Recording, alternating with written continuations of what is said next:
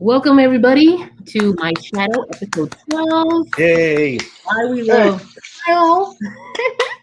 Cuppa, I'm throwing it to you. Okay, let me do my little Kyle intro. Welcome to the My Shadow stream. As always, don't forget to like, subscribe, and donate. The preferred way of donating is vodka. So we're a crew of three.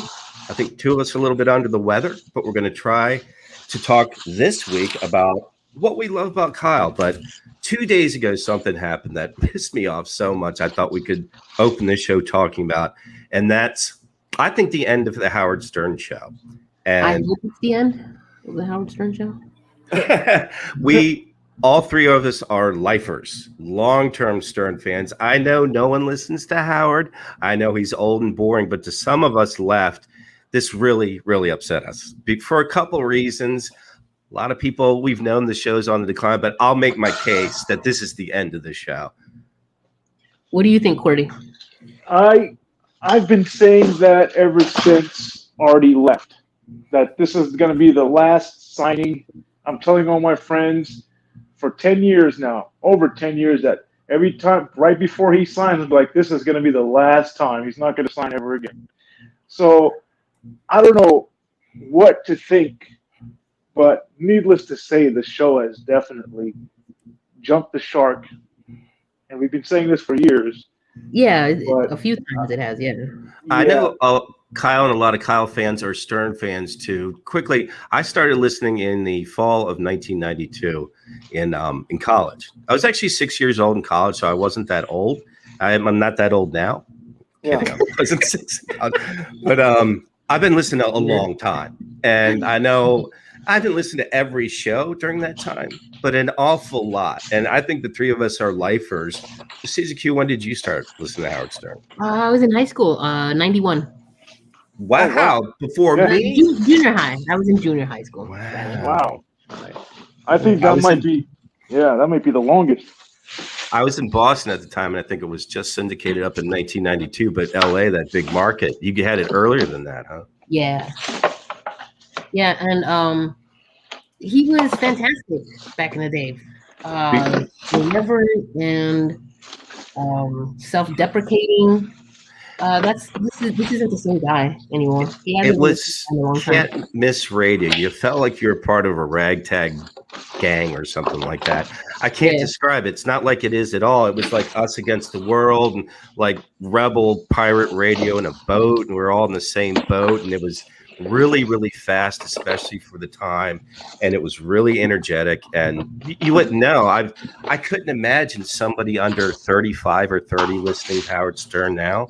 And it's like, what could you possibly have liked from back in the day? You have to trust in a way. He won't play tapes from them. And it's also, you had to be there at the moment. I don't know if it really holds up, but it's nothing like that before. And 2 days ago, he announced that he's going to be off for the entire summer. Wow, why is that such a big event? It's the longest amount of time he's ever taken off in his show history. I think by far. And it's on the heels. Kyle did an excellent react video today to this. It was really, really good. Talking about the Fox, I think it was Fox Business, their article about subscribers being so outraged at this. True. Well, long-term Stern fans have been outraged many different times. Why is this the time? It's because of last year with such misery being a fan. He just wailed on his fans for an entire year. Yep, he was a prick. It was now, Query, I think you stopped listening a while ago. But Susie Q, did you listen last year off and on at all? Yeah, I stopped listening around March of this year. Ended my subscription.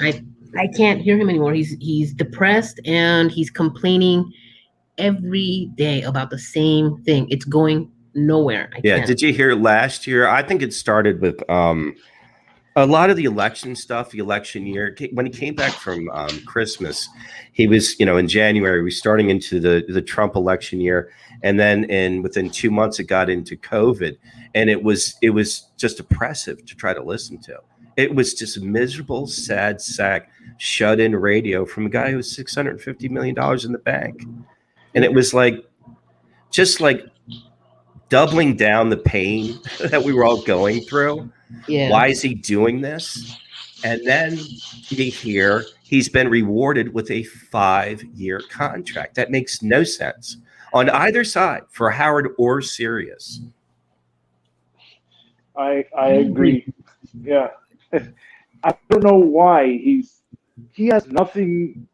Is he trying to like like there's something? I mean, does somebody have dirt on him or something, or is he just behaving like somebody who's been severely blackmailed or something? I don't know what is.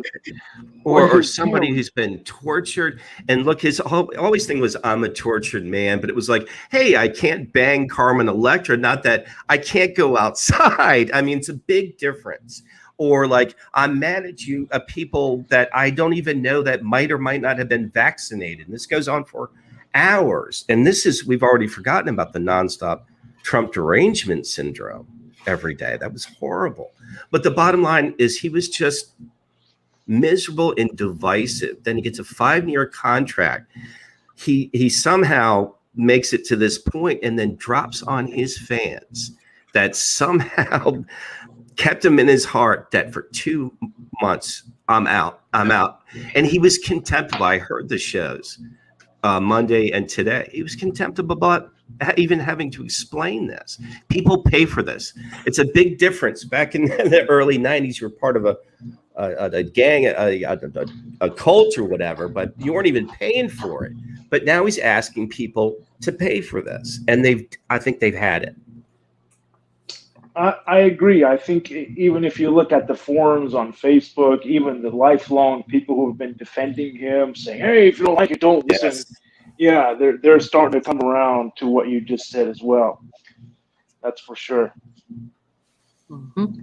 Yeah. And I think everyone's, a month or two into this, people who even care about Howard are going to say, well, when he comes back, he's going to be in studio. Get ready for that. No, he's not. He's never going back to his Sirius studio. And I don't know why people are clinging on to this. First of all his staff is moving away from New York City. So they won't be able to get or commute into the studio. And he's not going to go in to do these music artists is coming in or special event. He's just not going to do it. And he's not going to do it without his staff. People have moved thousands of miles away. Shuli and Gary's moving up to Maine. Ronnie went to Las Vegas. These are thousands of miles. And he's not going to go into the studio with his flunkies not going into the studio.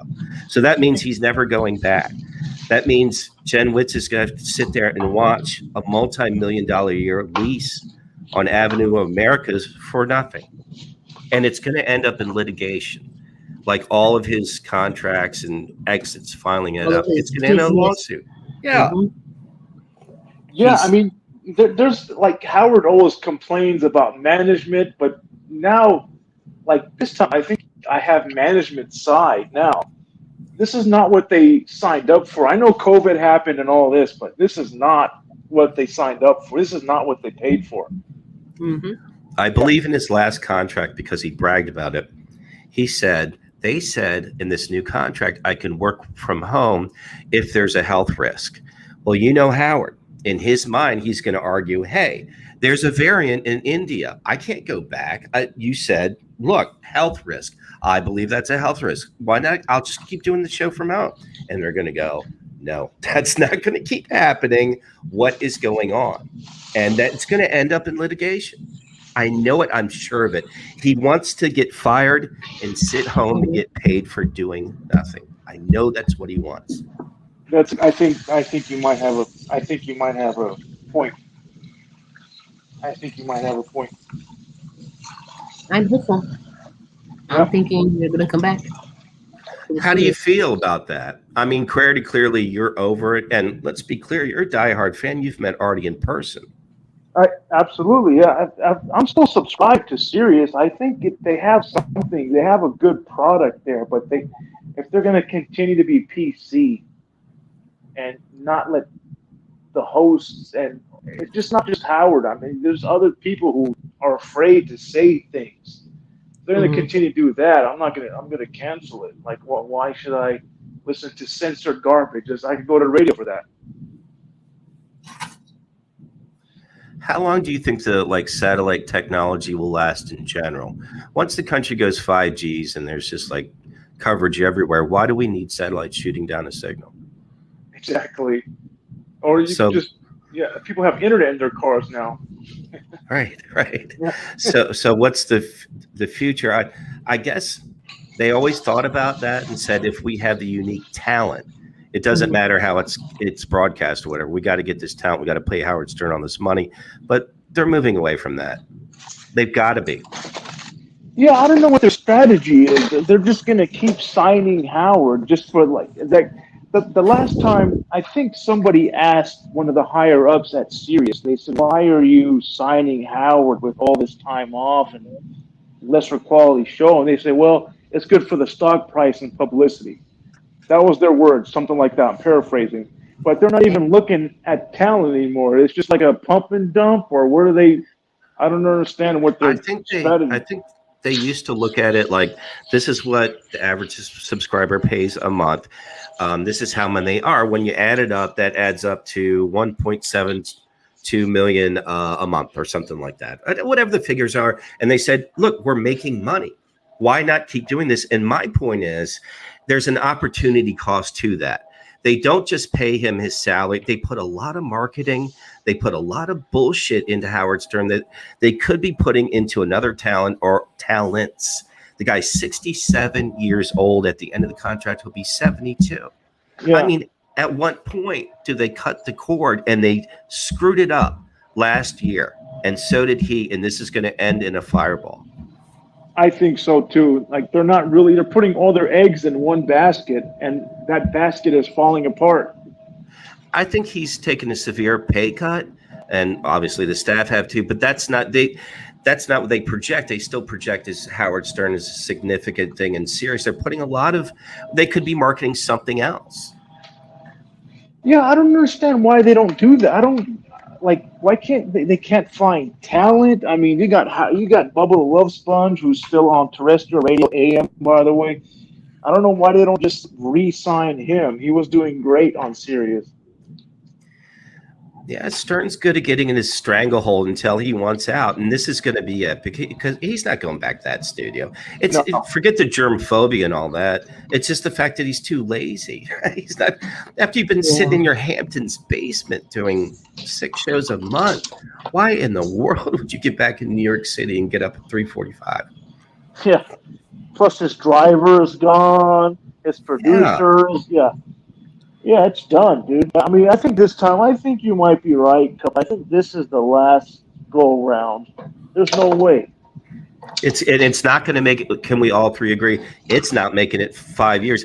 This is half of 1 year. This is half of 1 year, and they're already writing articles. People are throwing their radios out the window or whatever the metaphor is. This is not going 5 years, people. So it's got to end at one point. In my mind, it has symbolically ended now. That was basically my case. I don't care if he comes back and does the same crap show. In all intents and purposes, it's gone. Yeah, the show for me was done after Artie left, and he never filled that chair. So this is nothing new to me. This is not even surprising to me. The only thing that's surprising to me is how Sirius keeps re-signing. Even if it was a lesser paycheck or whatever the hell.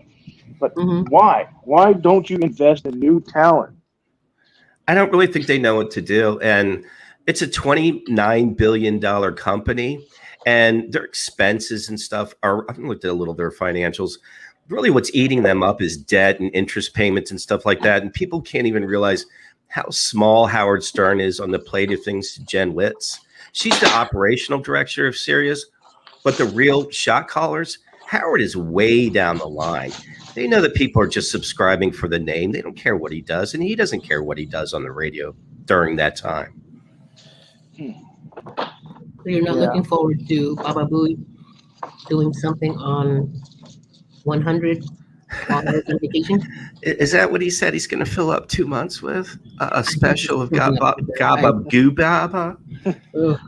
Anybody have any good points on the chat? Right now, no. Okay. No. They're asking me if we're real. Clear Floss says, hey, as does Ross Wilson. Yeah. That's it right now. Okay. I was so mad, and I can't understand why I keep letting this guy make me mad time after time. But he finds new creative ways. I listen to the Hate podcast, quite frankly, and Radio Gunk.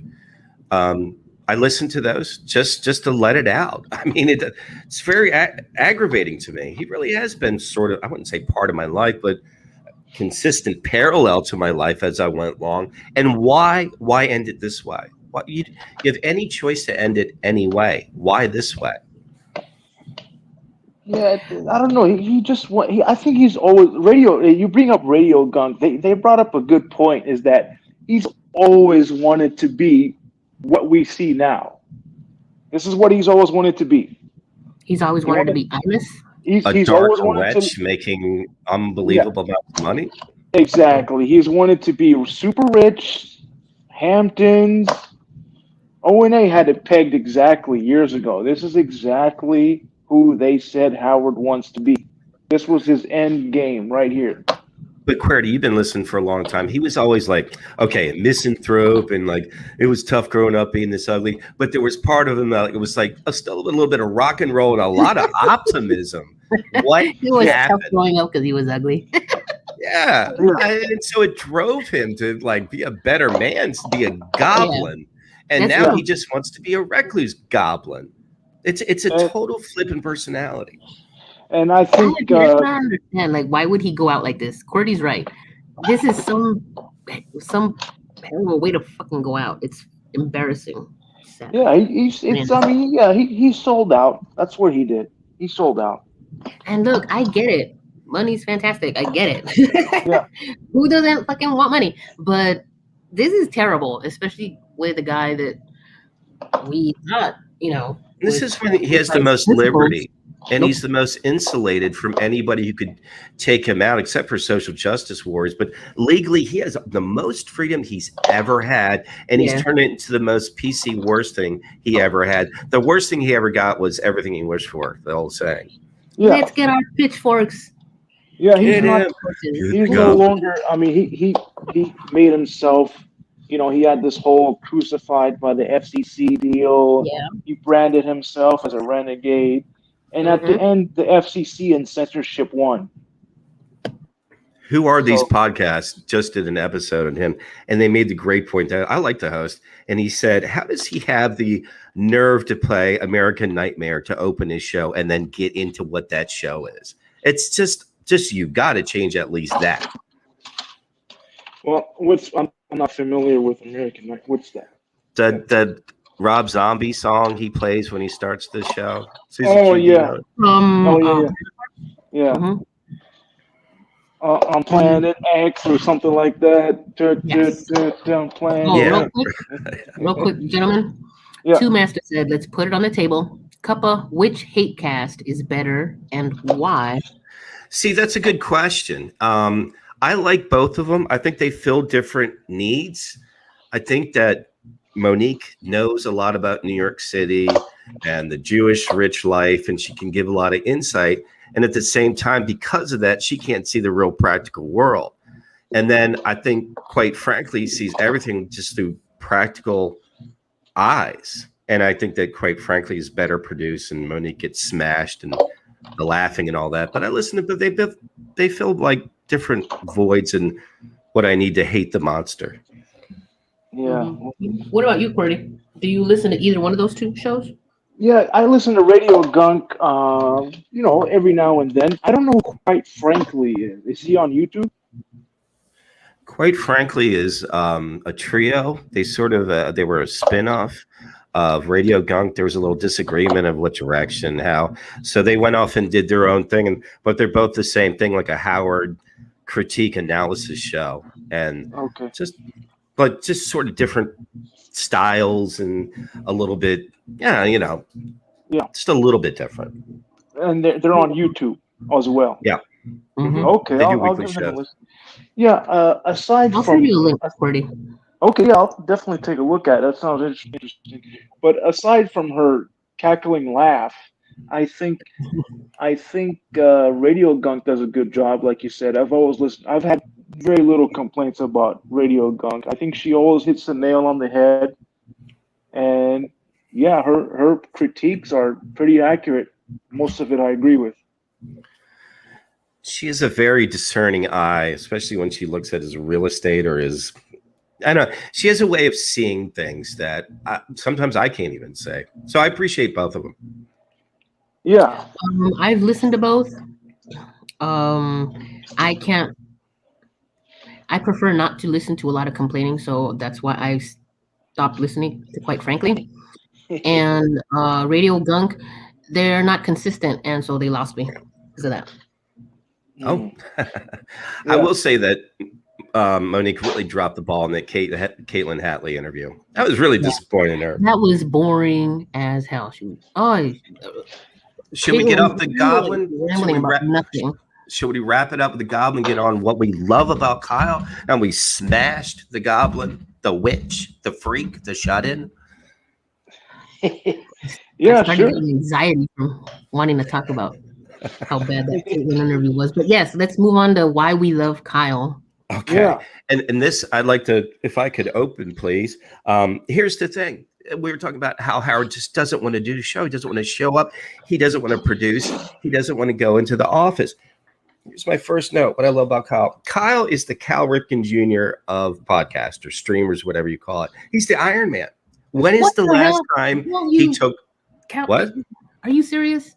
Ripken? You're going to throw his name in with... All right, continue. He's the Iron Man. It doesn't miss a game. When's the last time Kyle missed a stream? Christmas? New Year's? I don't think he misses a day. He worked through COVID. You're right. He worked through COVID sick. He worked many other days sick. But I think it might be at least a year. Does anybody have an idea when the last time Kyle didn't do a daily show was? Maybe somebody in the chat. It's been a while. Yeah, it has. He works on Christmas. He's there, man. On birthdays, New Year. On birthdays, right. He had COVID. He worked through COVID, like you said. Let's be honest. He does kind of cut the show short, like we saw him do on Father's Day. Okay, granted. But you know who doesn't make it to the show? Howard Stern. Every day, and that it is nice to be able to count on Kyle being on. He just played a show, Anthony Cumany, explaining he couldn't get to his own job because he was too drunk to walk across the street and do a show. Kyle has never done that, ever. Every time he shows up, you know, whether a couple pops in him or not. Never, certainly his own show. He is the Navy SEALs of streamers. He's always there.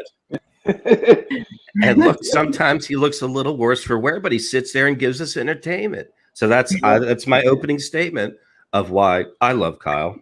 Yeah, I'll tell you one thing that I really admire. This is if you want to pass it to me, or does somebody else want to? Yeah, no, go ahead. I'd like to pass it to you. Okay, one thing that I really admire about both Dez and Kyle is they don't give a damn what people think. They do not. They do not. That is something that I want to. I practice that, and I try to live that. But I think they are my inspiration in that respect. Don't care. Shit just rolls off their back. You're right. Yeah. There's nothing you can say. You can throw around insults, and she'll hit you back, of course. But in the end, it doesn't matter. Like they're still gonna do a stream the next day.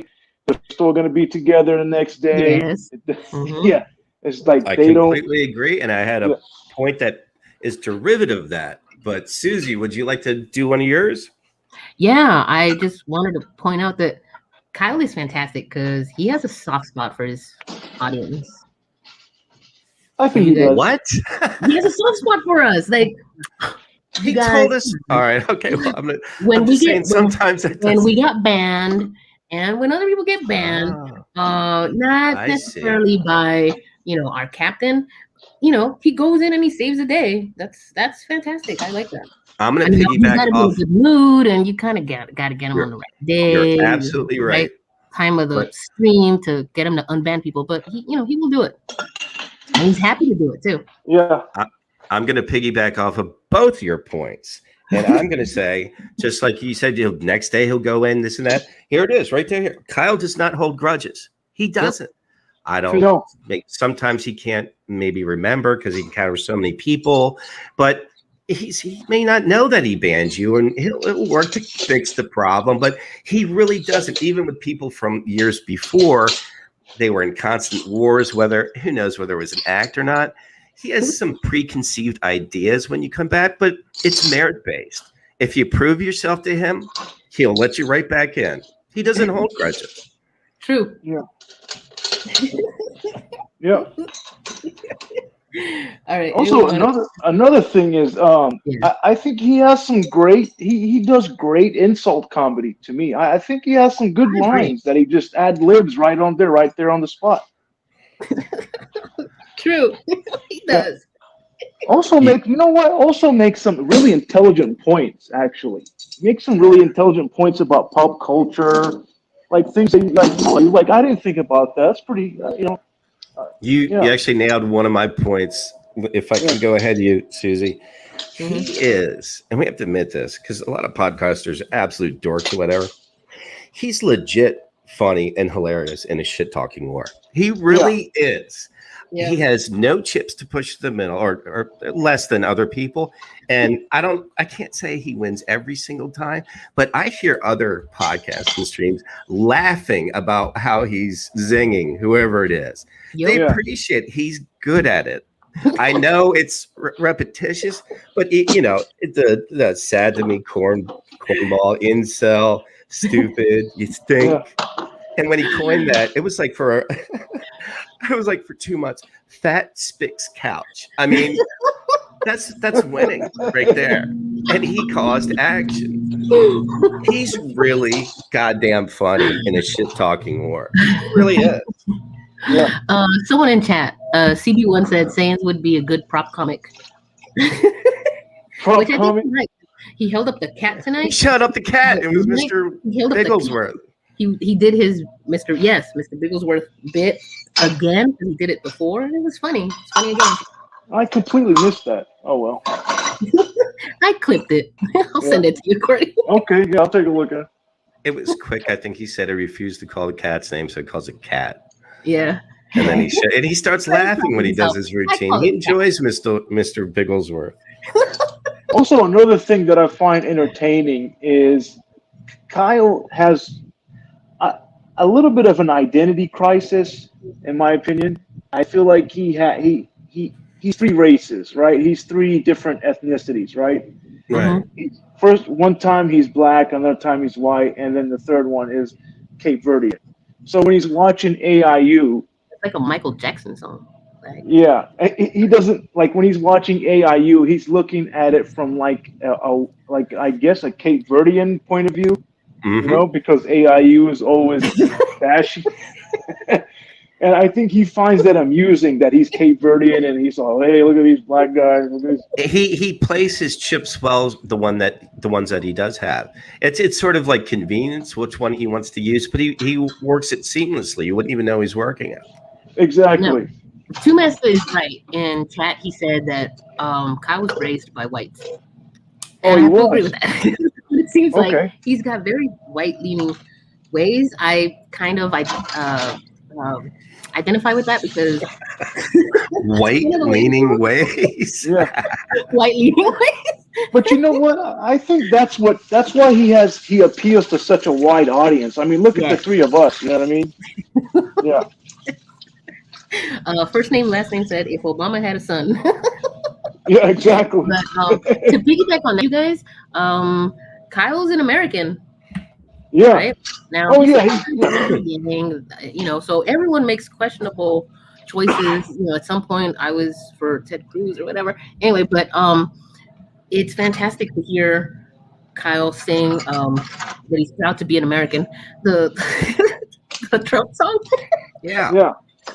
And he has a genuine smile on his face, which goes into my next point. You guys are hitting all my points. Kyle's the patriot. He's a legit patriot. He loves his country. He loves America. He appreciates what it is. And, joking or not, he served a full 4-year tour in the Navy during wartime aboard an aircraft carrier. You couldn't screw off during that. That's a very serious job. And he took it seriously. He's a patriot. Yeah. He loves America and came through with America First. And I think he was very much inspired by that Trump speech to put up his Cape Verde flag because it has the colors, the American flag colors. But Kyle really does love America, and that's no joke. I have a cousin whose husband lives in Virginia Beach, and he's a mechanic on these big Navy warships, and it's a very serious job. It's a hard job. Go off for a long period of time, and he did it. So that's another thing I love about Kyle. Yeah. Ooh, why don't you marry him? but he didn't. Did he complete his tour? Unfortunately. Now that's kind of. It's not sure about the details. I know he ended his time in 2005. I'll just say that. But it was about 4 years. Yeah. Yeah. I don't recall what he said about being discharged or not, and so I don't remember. Yeah, it's irrelevant. But he's often said that he can steer the boat. I'm not sure if that's true, but that's a very integral part of machinery, and you can't get let down. You can't work on a flight deck and be, your mind somewhere else. He did very serious work, and him and his crew. That aircraft carrier, you could ruin somebody's day with that boat. He was part of a badass crew for a while. Absolutely. Yeah. I want to give a shout out to Pug for that that meme that he posts in Discord of Kyle as part of the Oh yeah, those are great with the superimposed. Yeah, those are great. It's just the eyes. It's Kyle's eyes. Yeah, those are great. The superimposed tile and Photoshop. Or the goggles. Yeah. Or the Obama. Yeah.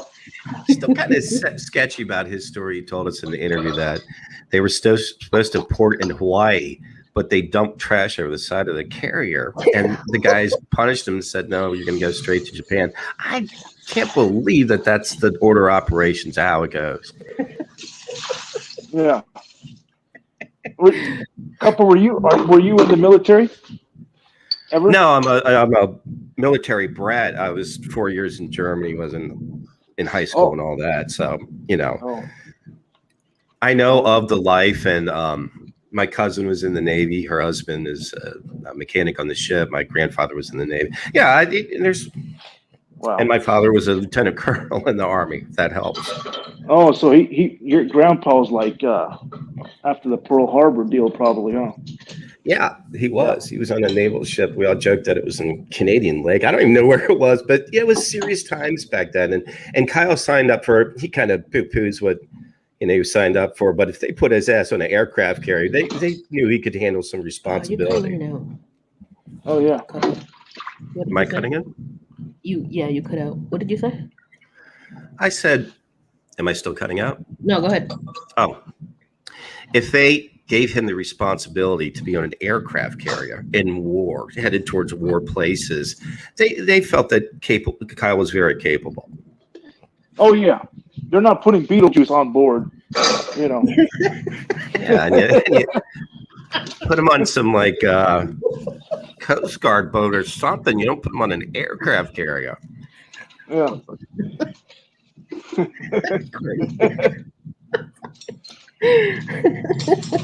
All right, so I'll list another one that I like about why we love Kyle. Per Des, their kids love their dad. Per Des, the kids love Kyle. They love him to pieces, probably as much as, obviously more than Chance, the part-time pitbull, and Midnight, the cat. Do you guys remember that? She said that. I don't think I heard that, but yeah, he's a fun-loving guy, man. Likes video games and laughing. Really, I'm not quite sure what I can add to that. It's a positive. You wouldn't add anything. That's good. Yeah, I watch playing his That's nice. streams playing video games. Yeah, I mean, he's Oh wait, you do? Because I sometimes. tried to watch, and I don't really hear him talking that much, No, and he's I don't not. really hear him shit talking that much, and I'm like, this looks like it goes on for hours. When's he going to start talking? What do you get? What do you get out of his streams? Just I don't know, just hearing the lisp. That's all. Is he extraordinarily good at these games, like he claims? Is he really good at them? Not from what I've seen. I don't watch all of them. I don't watch all of them. So, yeah. Because he puts a lot of time into them, and he gets a lot of dubs, according to him. Yeah. But I can't tell who's good or not. I mean, everybody gets killed all the time, but I can't really follow what's going on. Whoa, you okay? Sorry, yeah. I dropped some utensils. Sorry. Yeah. Anyone want to listen to them? Yeah, I'm ready. This is an odd one. I don't know. Let's see how this flies. Kyle, believe it or not, considering his day. Are you already laughing at what I'm going to say? Kyle, believe it or not, he has a semi. I'm cracking her up. Actually, sorry. Bring us into it. What's going on there? I'm sorry. Two Master said Mad Dub stolen valor. Mad Dub stolen valor. I'm sorry, Cuppa. Go ahead. Well, I guess so. What I like about Kyle, he, in spite of his really weird sort of day and stuff, he has a semi-regular sleep schedule. I mean, he's in a very ghoul goblin industry where who knows who's up when, what, but nobody else goes to sleep at 10:30 or 11. He pretty much sticks to that. He may say he's going to stay up all night with us, regardless of the donations. But are you saying he's lying? I'm saying that he's a semi-regular sleep schedule. Well, he has to be up at 7 a.m. I don't know when he has to be up or his obligations. All I know is, and I think I've confirmed this with Des, is he hits the hay around the same time at night, which is much earlier than most of the podcast world. And she revealed that it starts in the shower, and then, you get out and eat, and then go back to sleep after the shower. Right? No? Oh. Cuppa? Do you acknowledge this, Cuppa? Because I've asked as what happens after sometimes, and especially recently, he has been cutting out really quickly at night. Says he's not going to do it. Huh? The abrupt endings? The abrupt endings. I think you actually said something to him. He goes, I'm not going to do that anymore. And then the same night, they've been abrupt, and I don't know if we're doing something wrong or whatever, but I'm glad he's there. All love. But it's just unexpected when he leaves. It's like, I just feel like he's kind of going, it's time to go to bed because I'm on a semi-regular sleep schedule. Oh, that's cute.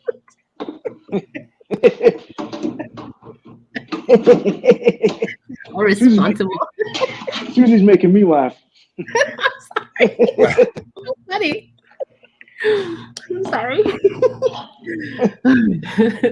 Courtney, did you want to add to that, or do you have another one?